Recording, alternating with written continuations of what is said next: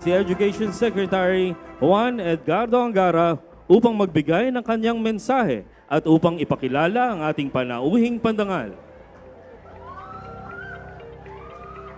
Magandang umaga po dito sa San Juan, Mayor Francis, Kong Bell, sa lahat ng opisyales ng San Juan, of course to our beloved DepEd family. Mr. President, isang karangalan, ladies and gentlemen, mga kababayan, na ipakilala ang isang leader na nagpakatotoo sa mababangong salita na dapat pahalagahan ang edukasyon.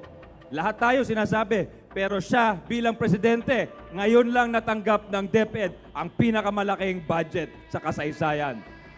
4.3% ng ating buong ekonomiya or GDP for the first time in history. Yan ang UNESCO recommendation nakuha ng bansang Pilipinas. At hindi lang DepEd ang benepisyaryo nito, pati Commission on Higher Education, pati TESDA o Technical Education and Skills Development Authority. Maraming salamat. Palakpakan po natin, anak po ng San Juan, ang pinagmamalaki po, no other than His Excellency, the President of the Republic of the Philippines, President Ferdinand R. Marcos Jr.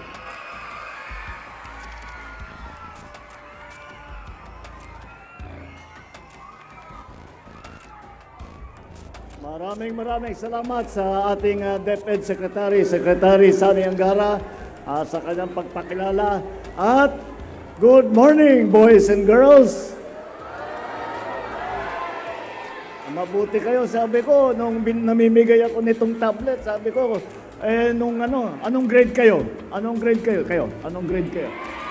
Grade 5? Grade 10 na? Nung nakatira pa kami dito sa San Juan, wala kami mga tablet. Bakit ngayon mabuti pa kayo? Pero napakahalaga niyan, very important. At dahil kailangan talaga na ang edukasyon natin ay pagandahin natin ang sektor ng edukasyon para sa ating mga kabataan. Ngunit ang una na dapat nating tugunan para maging maganda ang sistema nating edukasyon ay ang tulong na ibinibigay natin sa mga guro. Dahil alam naman natin na nasa kamay ng ating mga guro ang kagandahan ng ating education system. In other words, kung ang kabataan ay ang pag-asa ng bayan, nasa kamay ng ating mga guro ang pag-asa at ang kinabukasan ng buong Pilipinas. Kaya tayo lahat po ng tulong, mga teacher natin, lahat po ng tulong na maaari namin ibigay, binigay na po natin, ibibigay pa rin natin yung mga teachers allowance na for the last 2 years na i-release na natin lahat. At yun din, yung na kumuha pa tayo, dinagdagan natin ang teacher natin. At yung mga guro ay ang pinangako ko nung nakaraang taon, nung nakaraang zona, ay walang magre-retiro na teacher 1 mula ngayon. Kaya na-promote na ang ating mga guro. Sa ating mga kabataan, ay gamitin ninyo lahat itong mga dala namin at lahat ng tulong na binibigay natin sa ating mga presidential scholars, pagbutihan ninyo. At ito, ang kagaya po, nandun po yung mga ibang presidential scholar na kausap ko, ay sinabi ko sa kanila, ay pakinabangan nila yung ating scholarship na fund na binigay sa kanila upang sila ay maging handa pagdating ng panahon na sila na ang mga leader ng ating bansa, ng leader sa gobyerno, leader sa negosyo, leader sa lahat ng bagay. Sila na rin na magiging teacher, sila lahat ng bagay ay kailangan handa na ang ating kabataan. And that's why binibigyan natin, tinutugunan natin ang gusto, binibigyan natin ng diin na pagandahin ang educational system. Ngunit, alam ko naman, dahil ito ang ginawa po natin dito ay nagtulungan ang national government at saka ang local government. At maraming magagawa ang local government at national government kapag nagsasama, magandang coordination ng national government at saka local government. Ngunit dito lang yata sa San Juan nakita ko lahat ng public school na estudyante may rubber shoes. Meron yung iba may tablet, pero ngayon lang ako nakita may rubber shoes at saka yung hard hat. Kaya congratulations sa ating mga local officials sa kanilang magandang trabaho at sa kanilang pagtugon sa education, pagtugon sa ating mga estudyante, sa ating mga guro upang pagandahin ang ating educational system para tayo lahat ay handa para sa kinabukasan, na magandang kinabukasan para sa ating minamahal na Pilipinas. Kaya boys and girls, enjoy your new toys, pero hindi lang laruan yan. Makalaking maitutulong yan para sa inyong pag-aaral. Kaya yung isang bata, tinatanong kung wala pa yung, hindi pa niya, hinahanap niya yung password. O, bibigay sa inyo yung password, huwag kayong mag-alala. Kung hindi pa kayo nakapaglagay ng password, tuturuan kayo kung paano mamili kayo. Isipin na ninyo kung ano ilalagay ninyong password. Yung madali ninyong maalala. Huwag mong para hindi niyo makalimutan. Pero huwag niyo ipapakita doon sa iba kasi bubuksan nila kung ano-ano ilalagay doon sa tablet ninyo. Alam na ninyo yun. mas kabisado ninyo yan kaysa sa amin. Sanay na sanay kayo dyan. Kaya gamitin ninyo ng mabuti. At mag-aral kayong mabuti para maganda ang kinabukasan ninyo, para maganda ang kinabukasan ng mga pamilya ninyo, para maganda ang kinabukasan ng ating bansa. Nasa kamay po ninyong lahat. Boys and girls, thank you very much and study hard. Be good. Follow your teacher and be happy. Thank you. Maraming salamat po, mahal na Pangulo. Ngayon po ay ating inihiling sa ating mahal na Pangulo ang isang group photo kasama ang lahat ng ating mga estudyante at mga bisita. Inihiling din po natin sa ating mga estudyante at mga bisita na magsitayo at samahan ang ating mahal na Pangulo.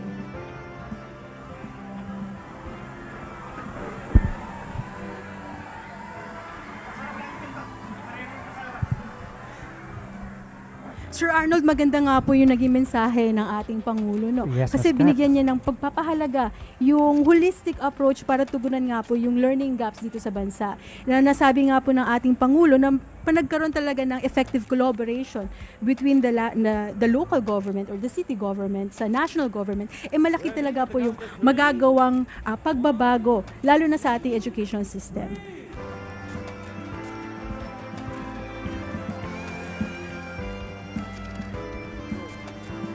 Ngayon po ay ating tutunghayan na pinangungunahan ng ating mahal na Pangulo ang pamamahagi ng bagong Pilipinas Bags mula sa Office of the President para sa mga Kinder and Grade 1 students ng siyudad ng San Juan.